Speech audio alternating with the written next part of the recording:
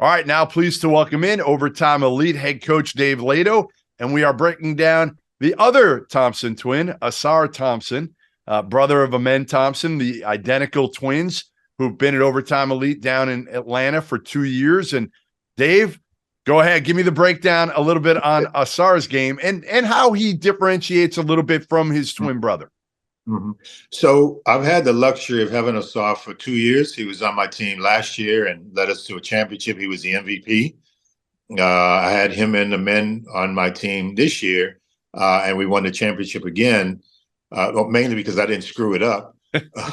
And he was the MVP as well. Wow. And so last year we got him, he, again, the same thing as the humility, work ethic, attention to detail, all those things, and amongst the many things that he's really good at, he was after one of the centers, Matt Bewley, he was the second leading shot blocker in our league. And his weak side shot blocking when he would go up, it was you saw it out of a 6'10" guy, not a 6'7" guy, and he is most natural, different from his brother off the ball, so. His transition, I feel like, will be smoother and easier because he's naturally positioned to be on the wing. He'll flourish in the full court, quite obviously. We've talked about Amen a little bit in his shot. He's come probably a little further than Amen. The numbers don't always speak to that because Amen makes a lot, but it comes off his hand a little bit more natural now than it did when he got here, and then even more than Amen. But again, it's not to say that Amen doesn't. It's just that he. Like the psychological adjustment to the NBA is a major component to how successful you can be on the court. Because he doesn't have as much dynamics to adjust to, I think the transition will be a little smoother. I could be wrong, but that's just my observation. So I'm trying to think of like who he's like as you're describing him to me as a 6'7" freak athlete. I mean, is that an accurate term for both these kids? Freak athlete? Yeah, next level, as I said, and we judge athletes, boy, he caught an alley-oop or he made it. Their athleticism is displayed in so many different ways, and basketball athlete is the way I consider it, but then it's the highest level of basketball athlete that quite honestly, I've been around. And again, I'm not sitting in an NBA chair in the front row every night. So I'm sure there's comparable guys. But again, I compare it to being in gyms for 40 years with some really, really high level athletes and high level players. Like a gear? Do these two have gears like a Russell Westbrook where they just look like they get shot out of a cannon? Yeah, so as I mentioned a little bit offline, Jeff, like when they when they take off, it's like a launching pad, and track and field, you have a triple jumper who runs and he's got his 3-step, but when he takes off, he just glides. And that's how, that's like, whoa, you took off at 14 feet. You ended up, this is not a dunk contest, but you still ended up at the front of the rim. Or you did it, and in the air, your body just moved from left to right to avoid a defender, avoid a charge, and you floated it over a 6'10" guy. You went underneath. It's just you have to. It's like poetry, and to watch them take off. So it's a different level of just going to the basket and dunking on somebody, and which is they do that, but their ability to even avoid that guy that needs to be dunked on and finish with left hand body control, that type of body control. Their body control is a 10 out of 10 as far as that goes. And so, like the guy coming over in a 2.9 that's going to take the charge like Miami Heat does at a high level, they can sidestep that and still finish around that better than most guys that I've seen. So Ausar's younger by a minute. Yes. How is his personality different than Amen's? He's a man can be more stoic. He's more contemplative. You talk to him, he contemplates, he speaks his mind. And again, I've had him for 2 years, so I know what buttons to push and what to get him to say. And there's an example. The greatness of them that playing together is that they're so dominant. The downside is that they innately, because they're essentially the same person, pass to each other. So Ausar would often pass to a man, and men would pass. Well, They player freeze number out 3, other guys. yeah, so you're standing right there, and the way you get it, it can be a little bit of an issue. We've had issues before, particularly big guys. Like, he's got to give me the ball, got to give me the ball. So we're in my office watching film, and I'm pointing that out a little bit in a very positive way, in positive teaching. And Ausar stops me. He says, "Coach, we watched this yesterday," because it was after a game. "We watched this yesterday. I hear everything that you're saying. And I'm going to tell you this right now. I guarantee you within 2 weeks, it'll change." Wow. And lo and behold, it changed. Really? And they're so that coachable. That coachable. Yeah. And reflective and, coherent to what. And I think, athletes learn a lot of different ways, and their ability to learn by visualizing what they see on film is at a very high level.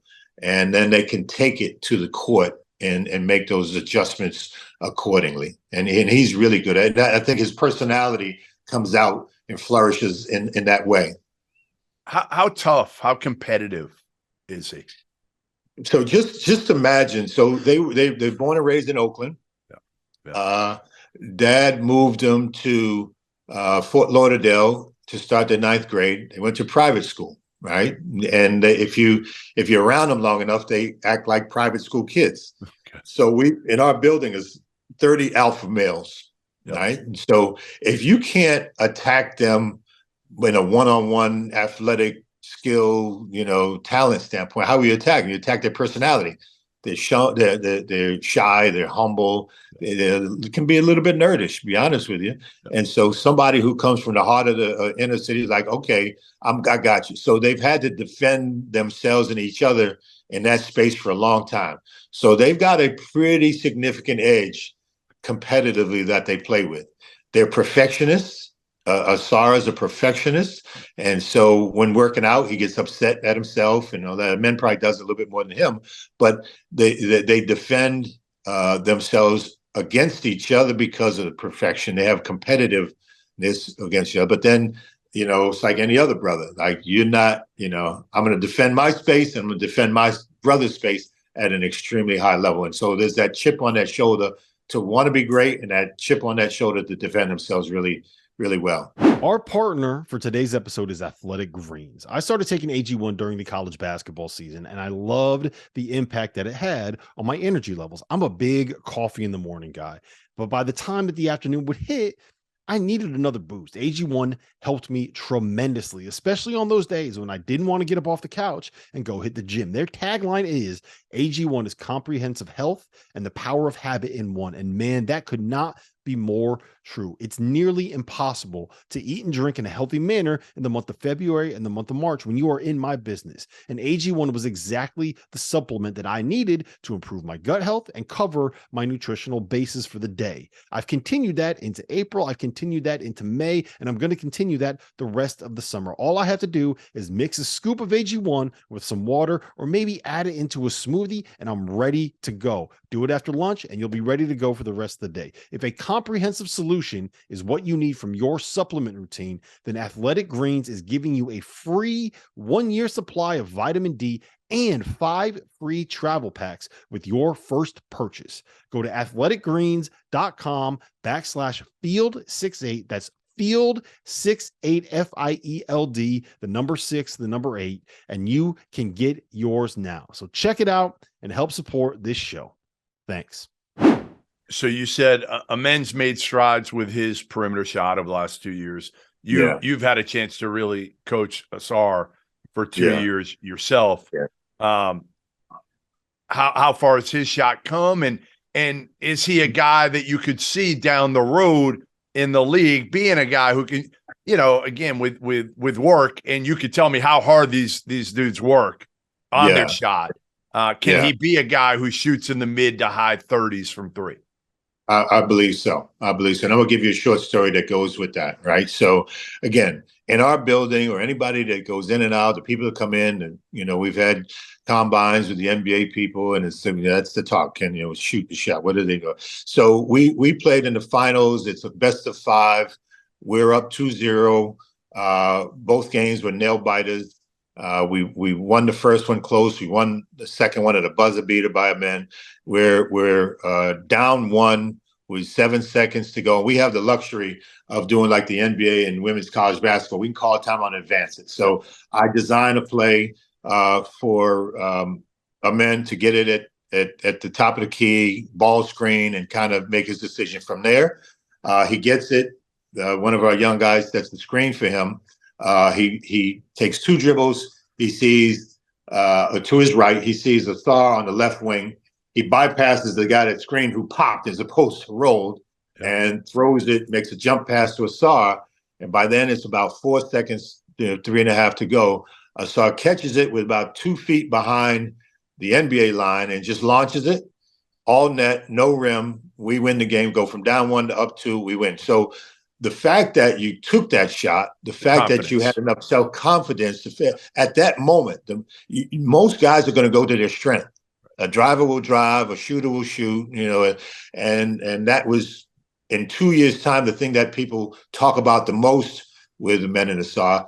And to nail it like that, for us to win the championship, it says all you need to know about their progress, and now the belief that which is the most critical part to shooting, is confidence. And so even when you go 1 for 9, and so that's the process that they're on, and it comes by virtue of their personality and by virtue of their work ethic and the progress that Ausar in this case has made.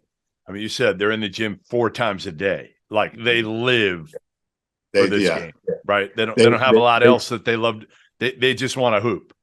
They just, almost to a fault. Like they've got to be able to, the NBA life is something that could, there's so many dynamics to it, but they sleep in their apartment and they live in a gym. That's the long and short of it. I've heard of worse things, right? Listen, if that's the thing you got to worry about with them, that they work too hard at, how old are they now? 19? They just turned 20. They're 20. They're 20. Yeah.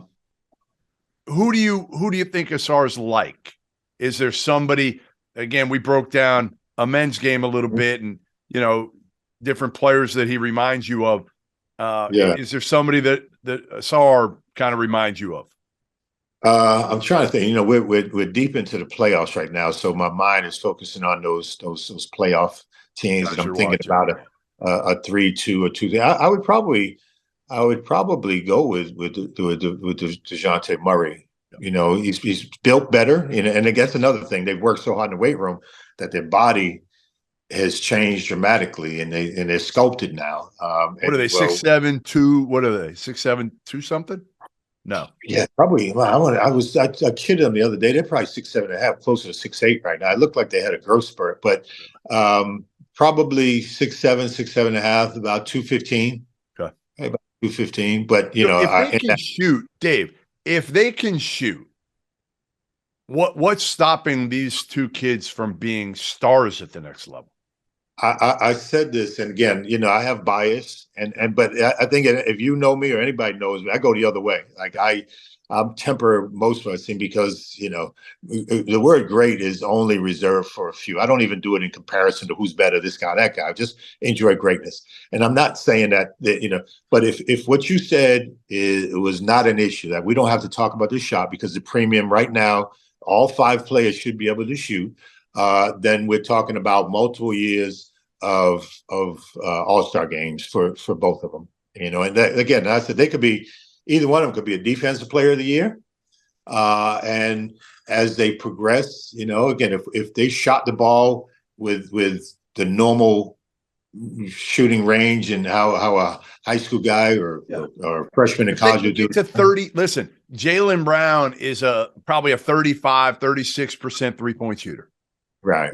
He's an all-starish player right now. Yeah. Couldn't really shoot when he was younger, but he worked at it. He worked at it. Yeah. And the scouts that I've talked to, again, that's what happens. You get with one specific basketball guy within that organization that works on your shot. You have your trainer who you trusted all the time, and that's how you make strides. There's no time limits. There's no anything to stand in your way. And again, you're never going to say, "Hey, let's go get some shots up." And no, I'm going to go sleep or I'm going to go to the mall or anything. You're never going to get that with them. These kids These kids are going to work. They're going to outwork people, which means, let's face it, their shot's going to get better. As you said, it already has. And then when they have nothing else other than basketball to worry about, which I think a lot of people think that down there, all they have is basketball. They actually have to do some schoolwork, right? Yeah. That's the misnomer that we're a factory, but yeah, that's a critical part to what we do. All right. Well, listen, there you have it. Dave Lato, overtime head coach on the other Thompson, Ausar Thompson.